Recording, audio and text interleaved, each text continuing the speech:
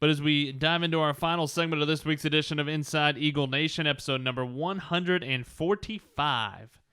Wow, 145. Going to go through our final position breakdown. Is the back 8 in the case of Georgia Southern, since they run the 3-4 defense. You've got the 4 linebackers, the 2 corners, 2 safety positions. And starting with the linebackers, it's some of the familiar names, but you did have Todd Bradley Glenn. Again, Coach Lunsford talked about it last week, I believe it was, saying that he is finished for the season because of another injury, which you absolutely hate it for him. But some familiar names in Randy Wade Jr., Ben's Hostway, Trey Allen, guys that have been around, haven't necessarily been the guy in the linebacking core, but have really stepped up at different times. But then you've got different names that you may or may not have heard of. Marquise Watson-Trent is somebody that's going to have to step up in place of Todd Bradley Glenn. One hyphenated name for another. It only stands to reason. Oh, no doubt. And then somebody that I'm really excited about, and we've talked about before, Kadri Jackson, the transfer in from North Carolina. Yeah. I think he is going to play a big part of what Georgia Southern's defense is, along with Kevon Glenn, the transfer in from Florida State.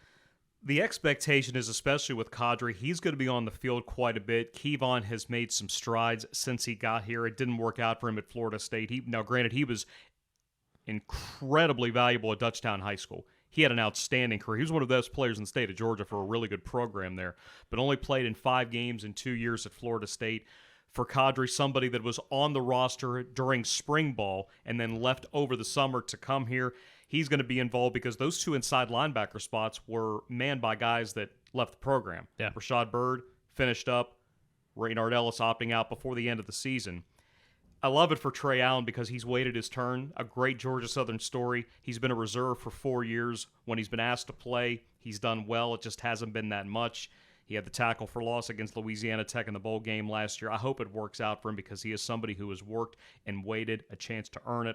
Watson-Trent is somebody that played some of the best high school football in the country, Whippeal Ball in Beaver Falls, Pennsylvania, and Blackhawk High School, somebody that was good on special teams last year in the vein of a Najee Thompson or a Seth Robertson, who we'll get to in a minute as one of the reserve corners. You know how I love Randy Wade. He's a 4-year starter that's going to become a 5th-year starter, and Hostway got the chance to play a bunch last year when Zion McGee went down with injury. Now they're both healthy, but Benz was so good in the back half of the year that it's his job. But you've got McGee, somebody that started 9 career games, that if something happens where he'd have to go, or just for depth purposes, he can step right in. And Ben's Hostway was a guy that when he was on the field, you felt like he was around the ball the entire game. There were so many times that I would look down and see number 5 in blue and white and have to point to him. I got tired of pointing to him, but I guess that's a good thing. He's the best blitzing linebacker Georgia Southern has, and he showcased that during the South Alabama game. It's even better when it's on national television, but if you need somebody to get to the quarterback from the edge, Benz is the best one to do it. Now, Randy's got his own physical attributes, but Benz takes the cake when it comes to blitzing from the edge. Can't leave out a guy like Quinn Williams out of Madison, Georgia, the redshirt junior. He's a guy that has put in some time, 26 career games at Georgia Southern, but being able to get to this 2 deep, being able to back up Randy Wade, and it's like we talked about with the defensive line, you're going to see all of these guys on the field at certain times because with as many up-tempo teams as Georgia Southern sees, you're going to have to get guys in when you can. Well, you just got to hope the offense subs. That too. You hope they sub so guys can get filtered in, and that's a concept that we've gone over with the defensive line because Vic Cabral likes to play a number of different guys. Back 8, you don't see as many subs sometimes in the secondary. Depth-wise this year, though, with Canteen and Baker having those 2 corner spots locked down and with as well as Wilson and Birdsong played at safety, we'll just have to see where the opportunities are. This is a secondary that going into last year, you didn't really know what to expect. You knew you had Darrell Baker back there, but had to fight some injuries a little bit last year. But you knew what you had, but you didn't know how it would translate into the game. But guys like Anthony Wilson, Derek Canteen really stepped up for this team in a big-time way. You had Justin Birdsong really step up, playing a couple of different positions for this defense in the secondary. And then Darrell Baker just doing what he does, just show up, do it, and does it pretty well. Coming into last year, it was, okay, how is that secondary going to respond from losing Kendall Vildor and Monquavian Brinson, two guys that were basically 4-year starters? I mean, Man was in just about from the beginning, school record holder in pass breakups. I'll start with Birdsong because whenever we visit with Scott Sloan on Thursdays, we might have a list of things that he wants to talk about. Somehow it always gets back to Birdsong and how intelligent he is on that back end, how solid he is, how well he knows this scheme, and the fact that he can play all 4 positions. He did play all 4 positions at one point last year. In fact, so did Darrell Baker. Yeah. In fact, Darrell did it in one game against UMass. He ended up getting the interception against UMass when he was playing safety on a ball that could have been a passing touchdown. But Birdsong is somebody like a Trey Allen, heavily recruited, could have gone to Iowa State, decided Georgia Southern was the better fit. He also could have gone to Appalachian State. But somebody that decided Statesboro was for him. He had to wait. He had to work. He had to find that opportunity. And he had 2 picks in the bowl game.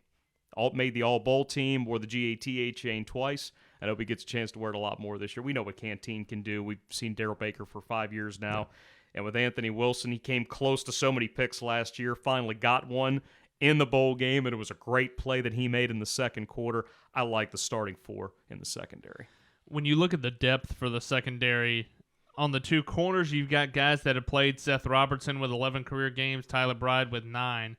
And then up the middle in the safeties, there's not a whole lot of experience, but there's a lot of talent with the 2 guys backing up Birdsong and Wilson and Tyrell Davis and Mizell Williams. 2 true freshmen, but 2 early enrollees. Yeah. 2 guys that went through spring practice. They got that jump in order to get acclimated to the college game, and it turns out that where they are, it was that much more necessary. Williams from Florida, somebody that had FBS looks. Tyrell Davis, Hickory Ridge in North Carolina, somebody that had FBS looks. They're going to play. Yeah. It's a matter of how they're going to fit into the equation. And for a defense that led the country in interceptions and turnovers forced last year, the opportunities are going to be there. And we know that defense put up some gaudy numbers last year. And even though you do lose a Bird, you lose an Ellis, you lose a Raymond Johnson up front, not just as a pass rusher, but also in run support. And I know we already talked about the defensive line. But the pieces are going to slide together a little bit differently. Scott Sloan has used the phrase, you got to rearrange the deck chairs. Maybe somebody that was here is going to have to go there, like a Darrell Baker who can play just about everywhere in the secondary. But whatever it has been, in 3 years under Scott Sloan, this has been, at the worst, a solid unit. At the worst, a solid unit. No doubt.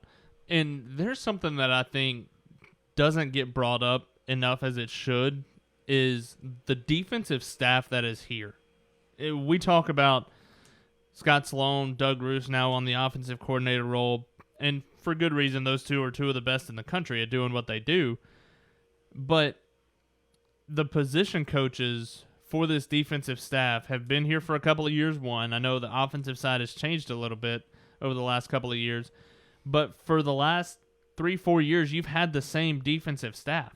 And it's guys that have had coordinating experience, have had a lot of experience at big-time opportunities, and are really, really good at what they do. You look at Vic Cabral up front, Travis Kenningham, Jeremy Rao, Kevin Whitley, guys like that that really know what they're doing. And, oh, by the way, you've got Scott Sloan leading the way.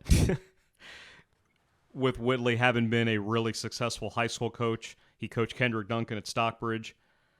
Travis Cunningham was a coordinator for a spell at Gardner-Webb, his alma mater, where he basically spent 2 decades. Their SID, Mark Rabb, is really excited to get a chance to catch up with him. He's been there for 25 years, so I'm sure they'll rehash all their wild days in Springs, North Carolina. But TC played there. He was a long snapper linebacker for 2 years.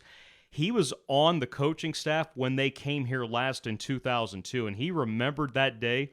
He said, he's got that real Tennessee draw about him.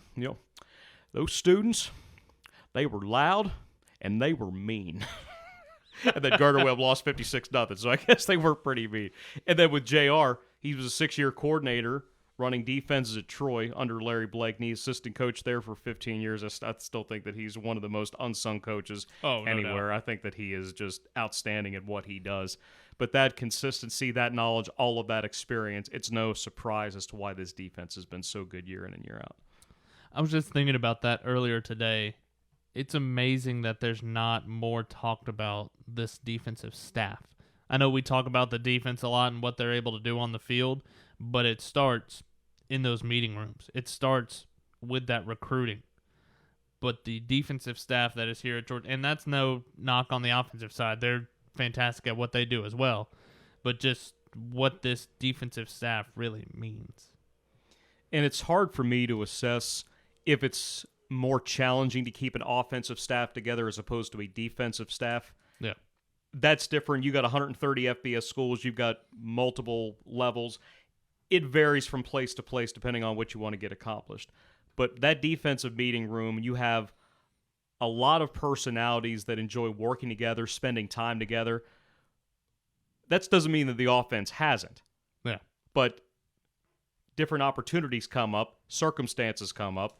Defensively, you're lucky that TC's going into year 4. Rao's going into year 6 now. Because remember, Rao got here in 16.